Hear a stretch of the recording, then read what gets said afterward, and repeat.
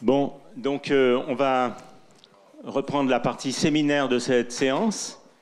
Et le séminaire, comme d'habitude, aura lieu en anglais. Donc je vais passer à l'anglais pour présenter notre orateur d'aujourd'hui. So today I have the great pleasure to welcome Philipp Werner to give this seminar. Thank you, Philipp, for accepting to come and stay for a few days in our research group. I've known Philipp for many years. It's a pleasure to have him here. He's really a leading theorist in the field of strongly correlated materials and using and extending dynamical mean field theory in particular. He did his PhD at ETH, and already during his PhD, he really was part of a big breakthrough in terms of algorithms that allow to solve these problems of embedded atoms in a bath, what we call impurity models. You've heard about it in Michel's seminar last week. So these are these continuous time quantum Monte Carlo algorithm, in particular the continuous time hybridization expansion solver, of which he is a pioneer. This brought a real revolution in our ability to solve these dynamical mean field theory equations, but he didn't stop there. After his PhD, he went to Columbia, where he did a postdoc with Andy Millis. And I don't exactly remember when, but he became interested in the dynamics, out of equilibrium dynamics of many body systems, for which he developed and pushed considerably the methods of dynamical mean field theory out of equilibrium. In terms of physics, he has many, many contributions, but one that I like particularly and that I can't resist mentioning is that he also is one of the pioneers of the idea of Hund's metals that reveal the importance of the Hund's coupling to the physics of some strongly correlated metals, like strontium ruthenate that I mentioned earlier today. Philipp is a professor at the université de Fribourg, en Suisse, and I will leave the floor to him. Thank you. Okay. Well, thank you very much, Antoine. It's really a pleasure to be here and follow this morning's lecture, and of course also visiting the group and talk to many people with whom I also had the pleasure to collaborate over many years. And so in this seminar, I'm going to follow up on Antoine's DMFT lecture and try to explain how we can extend the DMFT formalism to non-equilibrium problems.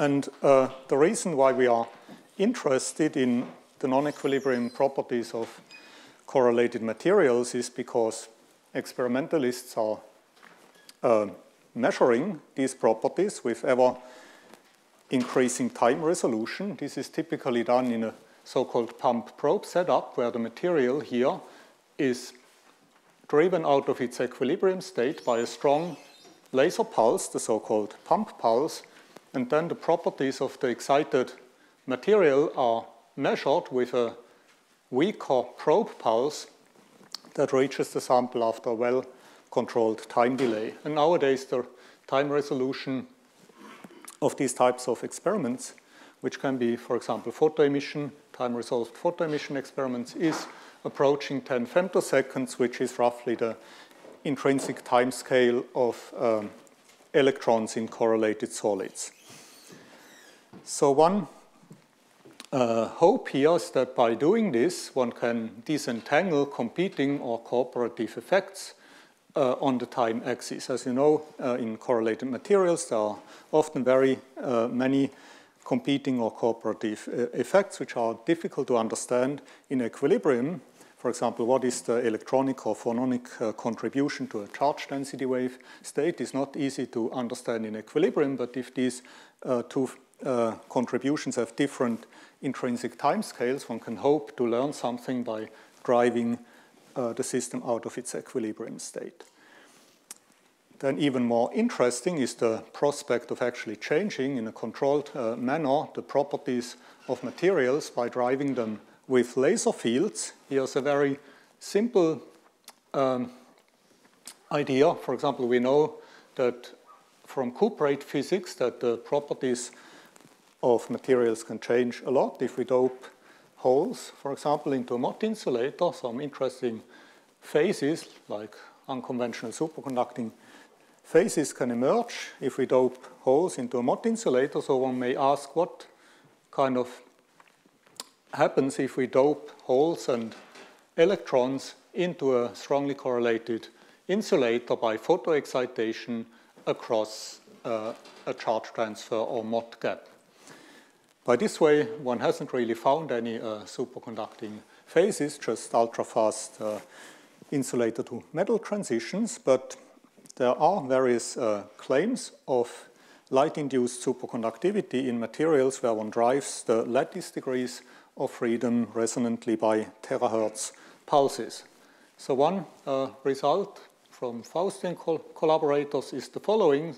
They looked at a kind of cuprate material where the superconductivity was suppressed in equilibrium due to competition from a stripe-ordered phase, and then by driving the lattice with light, they somehow eliminated this competing stripe-ordered phase, and then they found the kind of re-emergence of the superconductivity at the temperature at which superconductivity does not exist in equilibrium.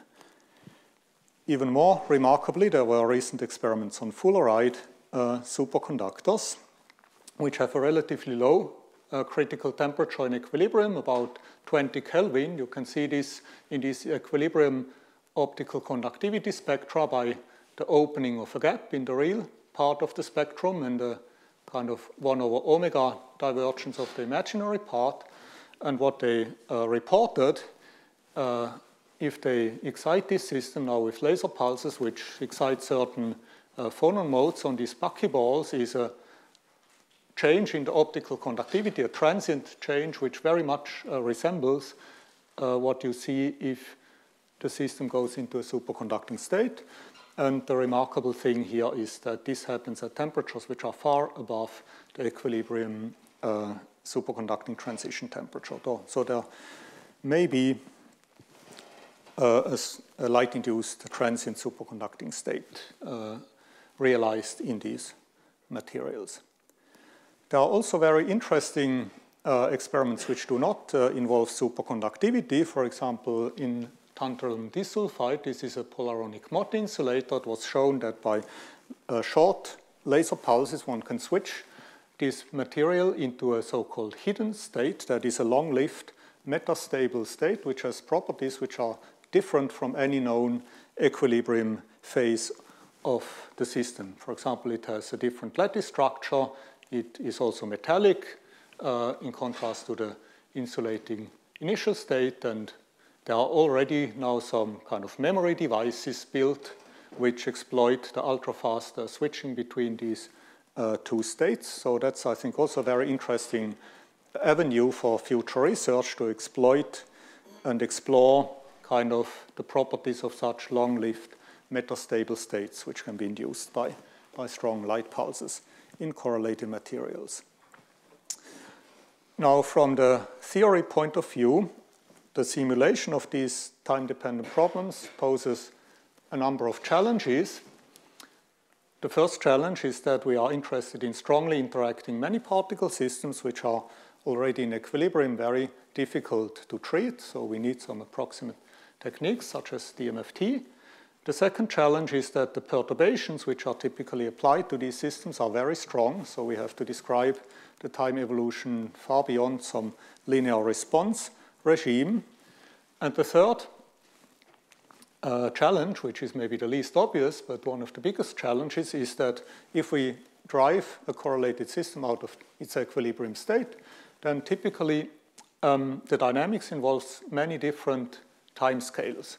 So the excitation happens on the time scale of femtoseconds, and then if the laser pulse has many cycles, the system can go into a so-called Floquet state, which may have properties quite different from those of the initial system. And after the pulse is off, the system starts to relax towards a new thermal state, but this can or typically happens in different stages. Initially, one often finds relaxation into a so-called pre-thermalized state where local observables look thermalized and non-local observables are still far from thermalized. And then in a system with long-range order, for example, antiferromagnetism or something like this, there can be slow downs in the dynamics due to the presence of so-called non-thermal fixed points and other trapping phenomena, and the true thermalization then happens on typically much longer timescales. And devising a scheme and a numerical kind of algorithm which can describe this time evolution over all these relevant timescales is a big challenge. And so what I'm going to discuss today is one of the kind of promising approaches, which is the non-equilibrium extension of dynamical mean field theory. So here's a brief overview. I will start again with a very kind of short summary of the dynamical mean field formalism, which we have just heard before. That's just to kind of fix the notation.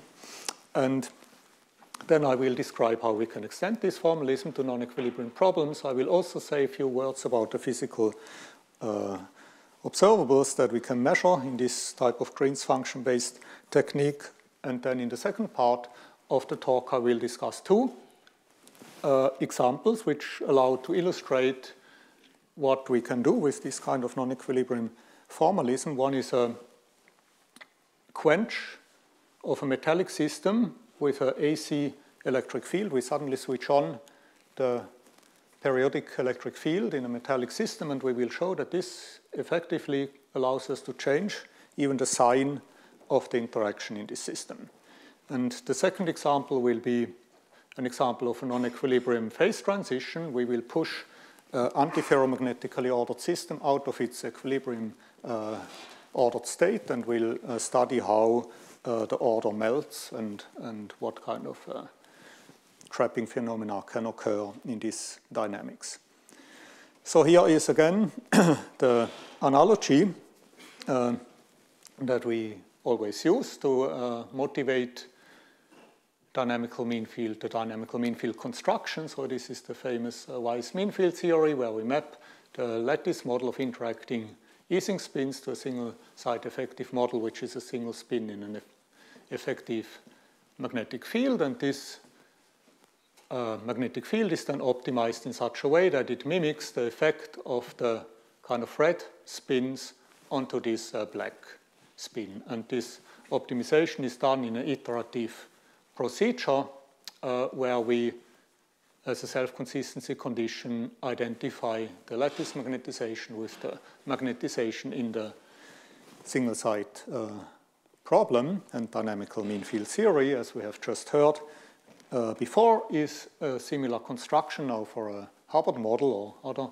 similar fermionic lattice system, where we map a correlated lattice problem such as a Hubbard model onto a single site effective problem, which is a quantum impurity model. So we can kind of think of it as follows. We focus on one of the sites, which becomes our impurity site, and the rest of the lattice is replaced by a bath of non-interacting electrons. And then there is a self-consistency condition which allows us to fix the parameters of this bath. And very often it's useful to work in an action formulation where we integrate out the bath and replace it by a time-dependent hybridization function, which describes how electrons hop in and out of the bath as a function of time. And this, as we have heard, plays the role of the dynamical mean field, which is fixed by the self-consistency loop. And here is the explicit loop, which is used to fix this self-consistent dynamical mean field delta. We start from a kind of arbitrary guess for delta, and then we solve numerically this impurity system, which means we calculate the Green's function and self-energy. And then we do this approximation where we say that we approximate the lattice self-energy by this spatially local impurity self-energy. And with this approximate lattice self-energy, we can calculate the lattice Green's function. We can calculate then the local lattice Green's function, and finally impose the self-consistency condition, which is to demand that the local lattice Green's function is the same as the impurity Green's function, and that allows us to define a new hybridization function, and this loop is iterated until convergence is reached. So that's the DMFT construction. And I also want to remind you that DMFT can also treat long-range ordered systems with most simply with a two sublattice type of order, such as antiferromagnetism. In this case, the path for sublattice B is fixed by the Green's function on sublattice A, and the path on sublattice A by the Green's function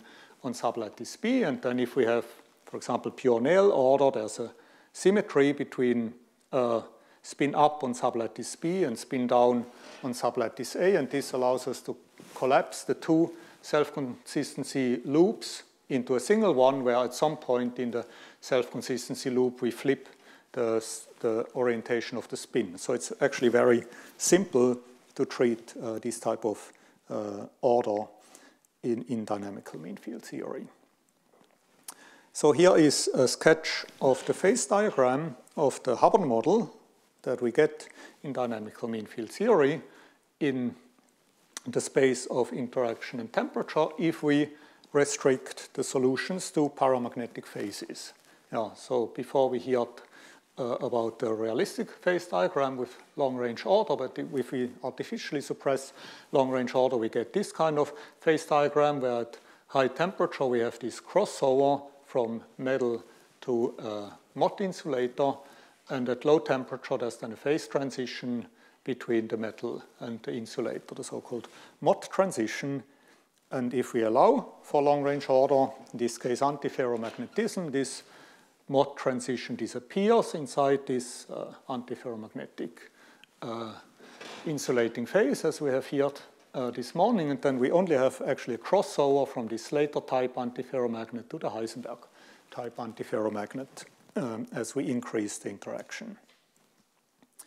There's also a symmetry at half filling between the repulsive and the attractive Hubbard model, which allows us kind of to map the two systems on each other, and therefore also on the attractive side we get a very similar phase diagram with, in this case, the antiferromagnet replaced by a S-wave superconductor, and this crossover from Slater to Mott type antiferromagnet becomes then on the attractive side the crossover from BCS to BEC superconductor. So the BCS is a superconductor with extended pairs, and BEC is a superconductor with tightly bound pairs. So in the following, I will then, or in the example section, I will discuss dynamics of antiferromagnets, but by this mapping you can easily understand that we would get the same phenomena if we would study also the dynamics of S-wave superconductors. So now let's discuss how we can extend this dynamical mean field formalism to non-equilibrium problems. And we will always start from an initial state which is in equilibrium and which is described by a density matrix rho 0, where the 0 here is now time 0. That's our initial state, which is given by this equilibrium density matrix. And in order to describe the state at some later time t, we have to now time propagate this density matrix to a later time. And we can do this by multiplying with these time evolution operators u, which are defined in this expression here. And then if we have the time propagated density matrix, we can calculate the expectation value of some observable O by the trace of this propagated density matrix times O. And now we can insert this expression for the propagated density matrix into this trace and use the cyclic property of the trace to move this red factor to the right-hand side. And then we end up with this expression here, where I have already replaced the density matrix of the initial state by this explicit Boltzmann expression. And the final step is to replace these time evolution operators by time-ordered and anti-time ordered exponentials. And we can also replace this Boltzmann weight by an imaginary time-ordered exponential. And then you see that the calculation of the expectation value at time t involves a time propagation along this kind of contour with 3 legs from 0 to time t. That's the red part here. Then we measure at time t.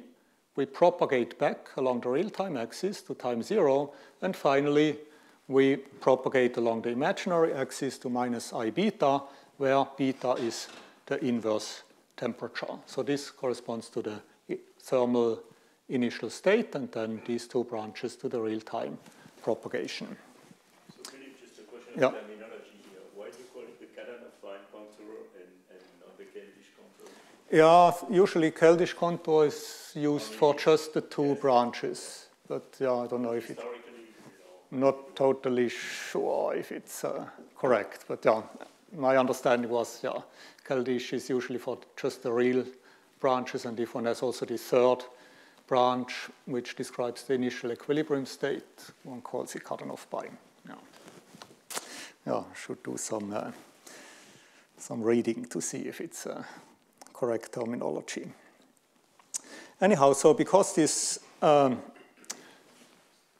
evolution along this contour is so crucial, it is convenient to define a time ordering operator on this contour, Tc, which orders, say, creation and annihilation operators according to these arrows here on this contour.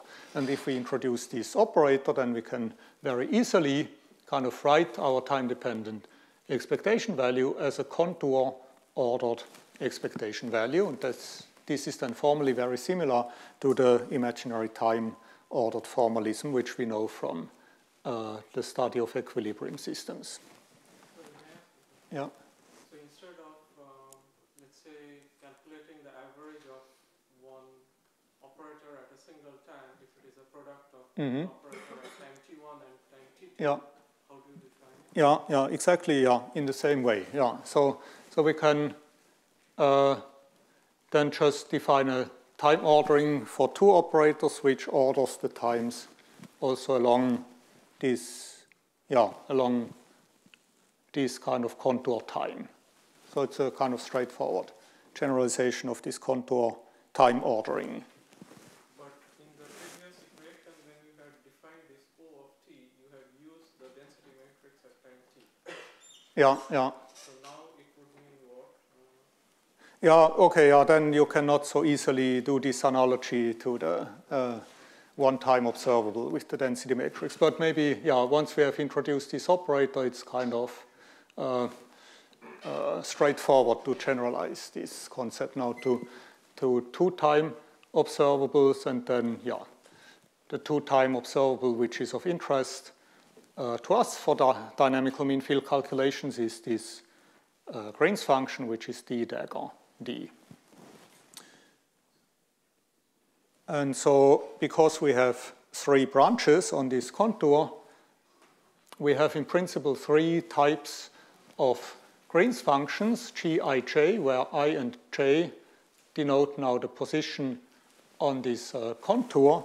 And I should emphasize that, for example, g1, 2, where we have the annihilation operator on branch 1 and the creation operator on branch 2, is not the same thing as g2, 1, where the annihilation operators on branch 2 and the creation operator on branch 1, because if we now think in terms of this contour time, the black dot here comes before the white dot in g1, 2, whereas in g2, 1, the white dot comes before the black dot. So these are 2 different Green's functions.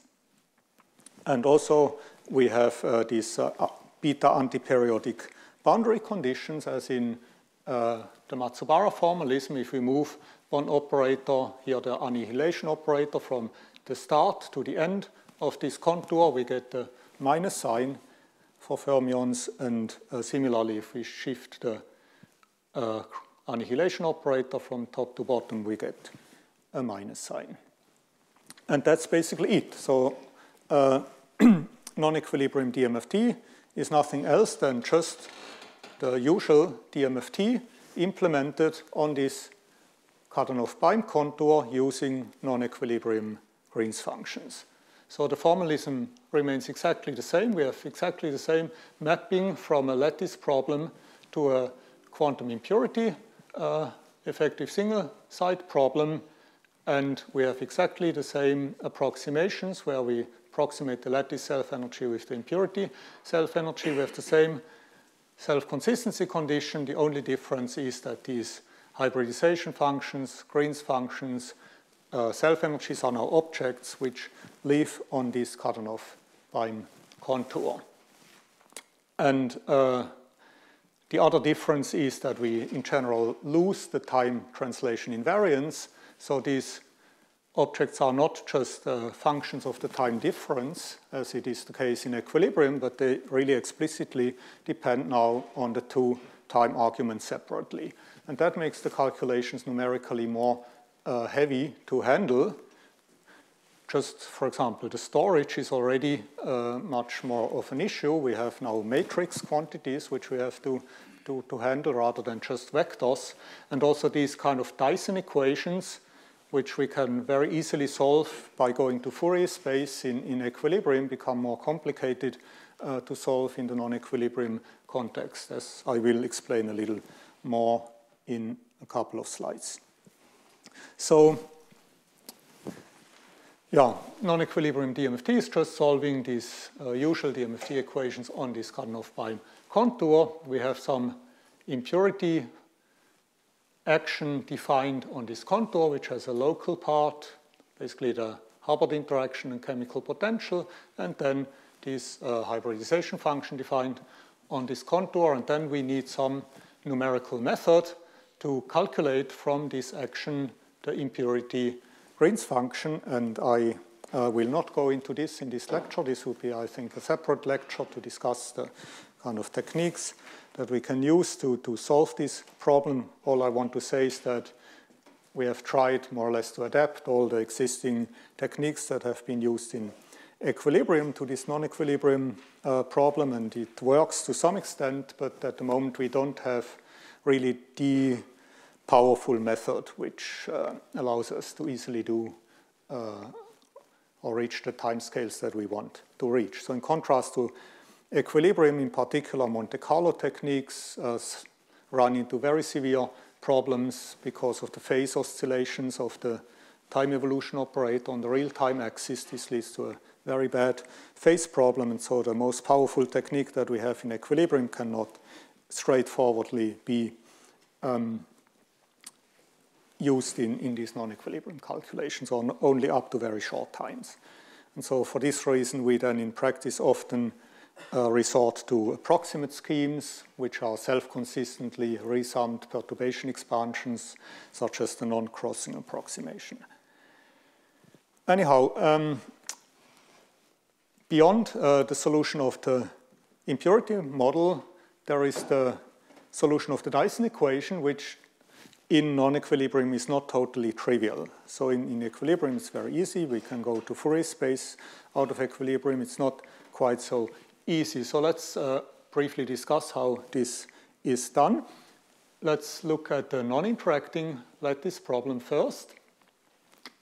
This non-interacting lattice problem defines a non-interacting lattice Green's function, and this non-interacting lattice Green's function satisfies some equation of motion of this form, which tells us that we can write the inverse propagator for the non-interacting problem like this. So a kind of differential operator IDT plus mu minus epsilon of k. And now to calculate the interacting lattice Green's function, we have to solve the lattice Dyson equation, which is written here in integral form, where in DMFT we substitute for sigma this impurity self-energy. But that, for this step, doesn't really matter. So now this is the integral form of the Dyson equation, and we can convert it by taking the inverse of this non-interacting propagator, multiplying with the inverse into this differential form. And now if we are in equilibrium and have these beta antiperiodic boundary conditions, we can easily solve this equation by going to Fourier space, and that's the solution which you all know from equilibrium DMFT calculations. Now, out of equilibrium, we have to be we have to proceed in a different way. We have to go back to this equation and now really substitute here for the inverse propagator this operator IDT plus mu minus epsilon. And then what we end up with is this kind of integral differential equation for the lattice-Green's function where the self-energy plays the role of a kind of memory kernel in this equation. And so the strategy for solving these equations is the following. We start from the equilibrium calculation on this Matsubara branch of the contour. That's exactly the equilibrium DMFT calculation. And then we extend the solution time step by time step along the real-time axis by step extending this length of the real-time branches. So we discretize the real time. We then extrapolate the equilibrium solution to the first time step, and then we solve these type of Dyson equations plus the impurity problem for this time step until convergence is reached, and then we extrapolate the solution to the next time step, and we converge the DMFT equations on the next time step, and that's how we extend the solution time step by time step along the real axis. And the solution of such an equation by itself scales like the cube of the number of time steps, because basically we have this memory kernel sigma, and that means that already the solution of the Dyson equation is quite expensive. We have a kind of third power scaling in this step of the calculation, and then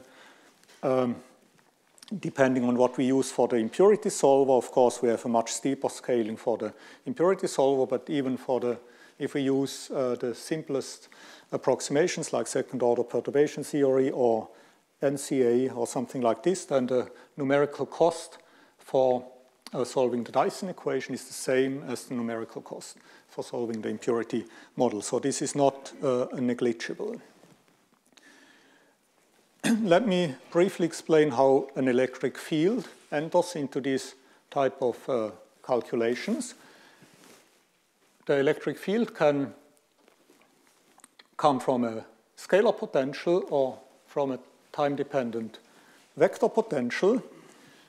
The vector potential enters into the hopping term and gives a complex phase to the hopping term, whereas the scalar potential gives us a space-dependent effective chemical potential. Now in DMFT, we always kind of assume spatial translation invariance, so it's not convenient to have this space-dependent chemical potential, and for this reason, we always work in a gauge with pure vector potential, so where the scalar potential is 0, and the electric field is expressed as the time derivative of the vector potential. And if we can neglect the spatial dependence of this vector potential, for example, because the variation of the field is very slow on the atomic scale, then we can easily Fourier transform this expression, and what we get is a shifted dispersion epsilon of k, where the momentum is shifted by this time-dependent vector potential. And if we go back to our DMFT loop, the only place where the dispersion enters is in the calculation of the lattice Green's function.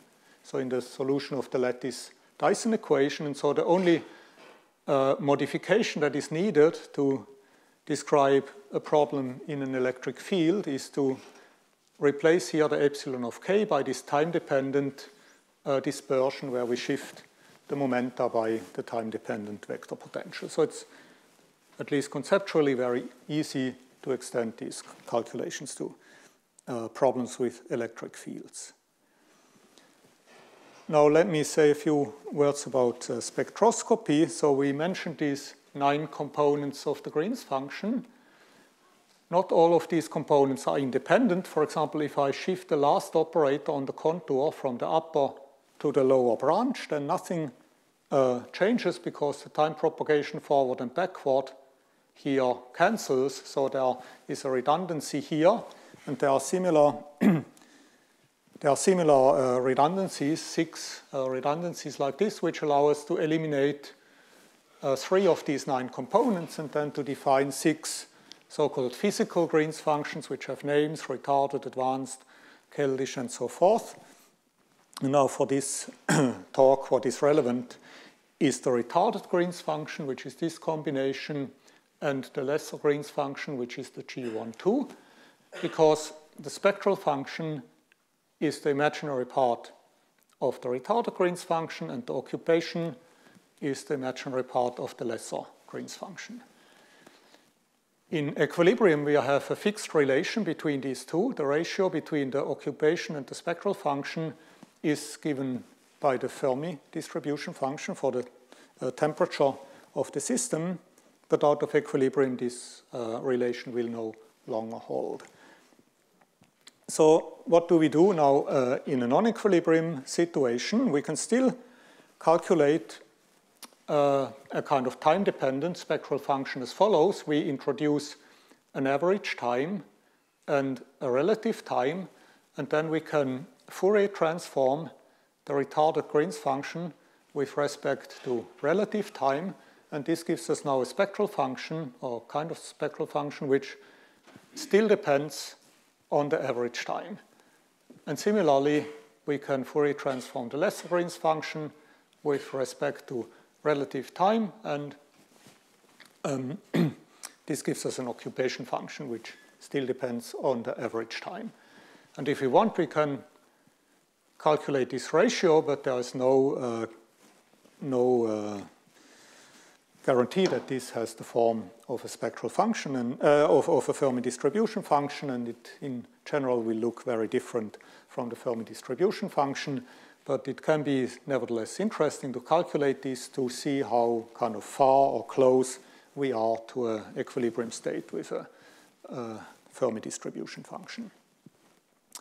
So we can be a little more ambitious and really try to properly model the photo emission, for example, spectroscopy measurement, where we have a certain envelope for the probe pulse, which I denote by S, and then one can more or less derive the proper formula for the time-resolved photo emission spectrum, which looks very similar to the one which I showed before. It's the Fourier transform of this lesser Green's function with respect to relative time, but in addition, we have to multiply by some of these pulse envelope functions. And this spectral function, in contrast to the previous one, which I have defined simply by Fourier transformation without these factors here, is really guaranteed to be positive. And it also satisfies or contains the time-energy uncertainty relation, in the sense that if I probe with a very short pulse, a delta function-like pulse, I lose all the frequency information. I just measure the occupation function at the probing time, whereas if I have a very broad measuring pulse, I have a good kind of spectral resolution, but of course I average at the same time over over a large interval. So yeah, there is this time-energy uncertainty relation built into this formula. So that's all I wanted to say about theory. In the last 15-20 minutes, I now want to show 2 applications of this formalism to simple but somehow interesting problems. And the first problem is AC field quench in the metallic phase of the Hubbard model. So we start from a metallic system, and we suddenly switch on an AC electric field with a frequency omega and a field amplitude E. And to track what's going on in this system, we will measure the double occupation as a function of time. And here we consider a Hall-field model. So in a repulsively interacting case, the Hall-field model will have a double occupation which is smaller than 1/4. So in the repulsively interacting case, double occupation in an equilibrium system at least is always below 1/4. whereas if we had an attractive interaction, the double occupation would be larger than 1/4. And now what we do here is measure now with non-equilibrium DMFT, and actually this is based on Monte Carlo impurity solver, so it's numerically exact within DMFT. What we measure is the evolution of this double occupation for different amplitudes of the driving field. And what you can see is that for small amplitude E, the double occupation goes down, which indicates that somehow the interaction strength in the system is enhanced because the double occupation is suppressed if the interaction is larger. But then, if we crank up the field even more, at some point, the double occupation goes up, and what is quite remarkable is that it crosses this threshold of 1/4, which cannot be crossed in equilibrium even if we go up to infinite temperature. So this indicates that somehow the driving converts the repulsive interaction into an attractive interaction. And that's kind of an interesting result because, for example, we know that the attractive Hubbard model has a far higher superconducting transition temperature than the repulsive Hubbard model because we have kind of local pairing compared to D-wave pairing. So, of course, when we calculated this, we were wondering, is this a path towards dynamically generated high-temperature superconductivity? Anyhow, let's try to understand where this sign change comes from. And to understand this, it's enough to look at a one-dimensional problem. So let's consider a one-dimensional chain and an electric field in the direction of the chain. And we will take for the electric field this cosine form. So the amplitude is E, and we drive with cos omega t. And as we discussed before, we will use a gauge where the field is the time derivative of the vector potential. So this defines now the vector potential as E over omega minus E over omega times sine omega t. And that's why we always see this ratio E over omega appearing in this analysis. This is the amplitude of the vector potential in the driven state. Now we do this Pyle substitution in the calculation. We shift the dispersion epsilon of k by this time-dependent vector potential. And the first thing we can do to get some intuition is to average now this time-dependent dispersion over one period of the driving field. That's what we do here. And what comes out is that the time-averaged dispersion is just the original dispersion, but multiplied by a Bessel function of E over omega. And the Bessel function is sketched here, so you can see it has sign changes as a function of E over omega. And so basically what's happening is that once we get into the negative region here, we somehow convert the interaction from repulsive to attractive. So let's kind of sketch what's going on really in the system. We start from this half-filled cosine band. That's our one-dimensional system at half filling in equilibrium. The lower half is occupied by electrons, and now we start to apply a periodic electric field with small amplitude, which means the electrons now wiggle back and forth within this band. And if we do the time averaging, or on average, kind of the dispersion is a little bit renormalized because of this wiggling. And the occupation stays in the same place due to if we average. Now we drive more, so we wiggle more strongly. The dispersion is more strongly renormalized. And if we wiggle even more than this, at some point, actually the dispersion is flipped, but the occupation still is stuck in the same place on time average, so which means that we now end up with a state which has an inverted dispersion and an inverted population in this inverted band. And so this corresponds to a negative temperature state. So in a negative temperature state, we have the high energy states occupied and the low energy states empty. So we end up in a state which has a repulsive interaction, but a negative temperature. Now we have to understand that this is equivalent to a state with an attractive interaction and a repulsive and the positive temperature.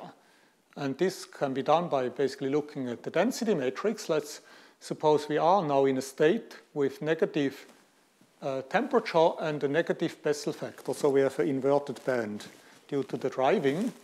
Then we can pull out this negative Bessel factor here in front and define an effective temperature T over J0, which is in this case positive.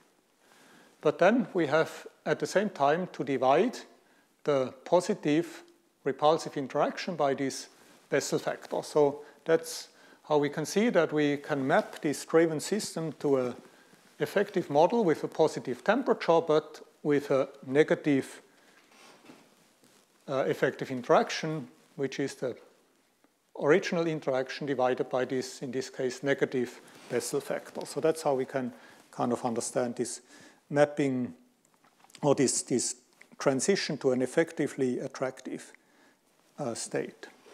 Now, let's come back to superconductivity for a minute. Can we now induce superconductivity in this system? That's something I recently or last year, just for fun, tested with some simpler NCA solver. So I applied the same quench, AC field quench, which corresponds, if we talk in terms of U, to a quench from a weakly repulsive 1 to kind of optimally attractive, minus 2.5 in this system.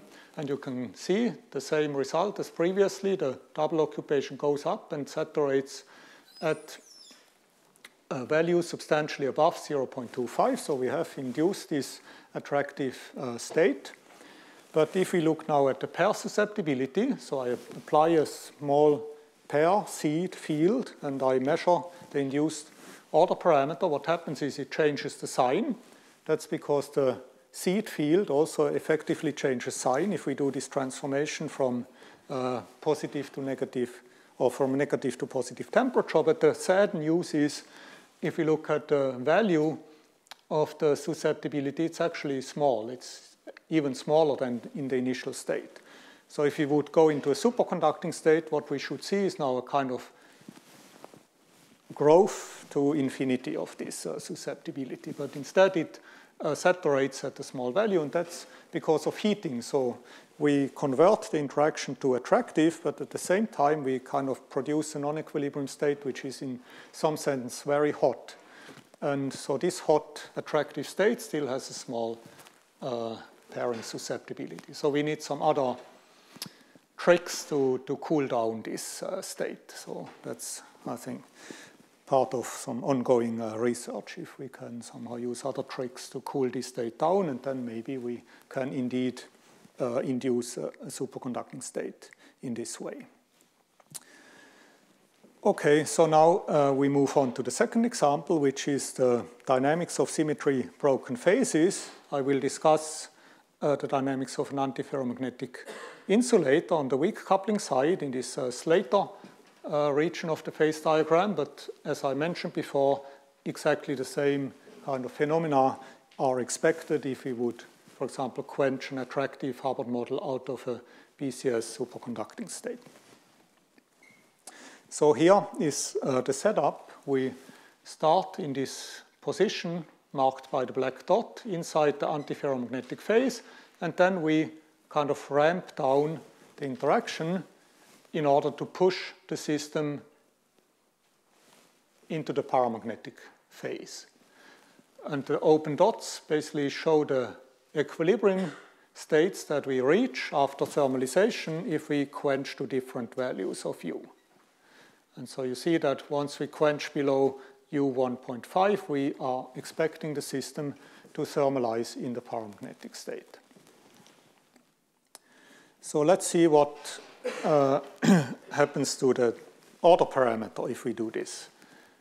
So let's first look at this pink dot here. If we quench to a place still on the ordered side of the phase boundary, then if we measure the energy injected into the system, we expect the system to thermalize at the value corresponding to this arrow. And if we calculate the dynamics, what we see is the order parameter, this is this staggered magnetization, goes down, and then it oscillates around some value, which on these time scales is still quite a bit larger than this equilibrium value. Even more interestingly, if we look at the blue point here, we expect the system to thermalize in the paramagnetic state because we kind of end up on the paramagnetic side of the phase boundary. But still on short time scales, what you see is clear amplitude oscillations around some finite value of the order parameter, even though we know in the long time limit we will end up in the paramagnetic system. And only once we quench far enough away from the phase boundary do we see some kind of exponential relaxation of the order parameter. So these dynamics here, a kind of amplitude oscillation around the trapped value of the magnetization, is quite similar or reminiscent of what one finds in this Hartree approximation, the simplest weak coupling type of approximation one can do. In this case, one can solve the MFT equations exactly, and the result looks something like this, quite similar to what we have seen previously, some oscillations around some non-thermal value of the order parameter. And if we quench to far enough away from the phase boundary, eventually we see, even in the Hartree approximation, an exponential relaxation. And what I should emphasize is that the phase diagram in the Hartree approximation looks quite different from that in the exact kind of DMFT calculation.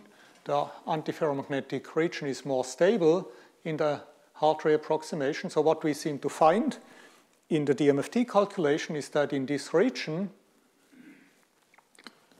where kind of the Hartree approximation still predicts an ordered state, at least on short time scales, we see a dynamics which is quite reminiscent of the Hartree dynamics. And then on longer time scales, we, as higher order interaction processes start to play a role, we start to deviate from the Hartree solution, and then we'll eventually approach the thermal equilibrium state. But on short time scales, close to the phase boundary, the dynamics is quite similar to that of the Hartree dynamics. And so it's also interesting then to analyze the frequencies of these oscillations and the decay constants of these exponential dephasings here. And what one gets is the following curves. So the amplitude mode kind of extrapolates to 0 as we quench to weaker final interactions, and the inverse dephasing times also goes to 0. And the interesting fact is that these diverging point, or kind of the 0 point where these timescales diverge, is different from the critical point in equilibrium, where under kind of adiabatic quench we would make the transition from ordered to disordered. So there's somewhere kind of a non-thermal critical point which at least controls the short time dynamics of this system after a quench.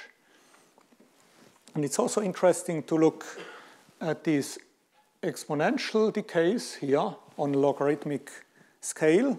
If we do this, we notice that this exponential decay actually also involves two time scales. There is an exponential dephasing, which is relatively slow and which kind of extrapolates to this non-thermal critical point. And then at longer times, we see an exponential thermalization, which is faster.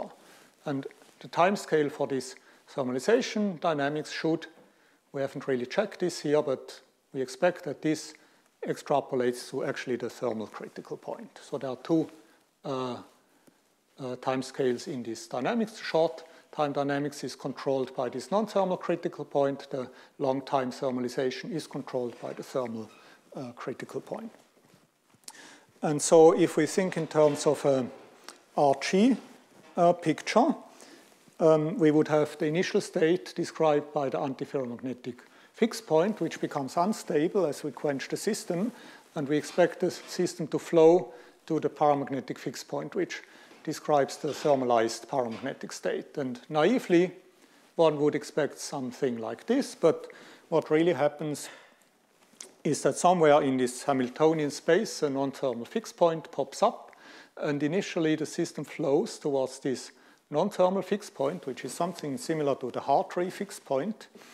And as the system stays in the vicinity of this Hartree fixed point, we see these amplitude oscillations and this trapping in the non-vanishing magnetized state. And then only on longer times will we approach the paramagnetic fixed point, and that's when this kind of trapped magnetization starts to melt. And this is a concept which has been introduced in another community, kind of high energy community by Berges and others some time ago. This was in the study of, I think, bosonic field theories.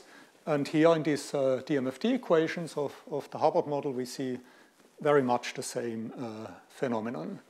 This kind of short-time dynamics kind of controlled by a Hartree type fixed point. Yeah, and that's it. So I kind of try to illustrate the complexity of the dynamics, which follows some quench or electric field perturbation with two examples. The first example was kind of a flow case state, where we could see how the dispersion of the system and the interaction strengths of the system are effectively modified by the application of a time periodic field. And the second example was an example which showed how dynamical phase transitions can be quite non-trivial, how there are time scales which come in that are related to kind of non-thermal fixed points. And this can substantially then delay the thermalization process. And with this, I want to, of course, acknowledge the people who have done much of this work, or with whom I had the pleasure to collaborate over 10 or more years. So Martin Eckstein and Markus Koller, these are kind of the pioneers in this field in Germany. And now Totsuchi, Takashi Oka, and Hideo Aoki are the pioneers in Japan of non-equilibrium DMFT. They have kind of developed some flow-K version of dynamical mean field theory. And then I also want to acknowledge Hugo Strand and Denis Goles and Yuta Murakami, who are former postdocs who have significantly contributed to the development of non-equilibrium dynamical mean field theory. And so here are two reviews for kind of standard equilibrium DMFT. I think Antoine's review is still probably a very good resource to get started. And we have written a review a couple of years ago, which I think is still more or less a good starting point to learn about non-equilibrium DMFT. And with this, I thank you for your attention.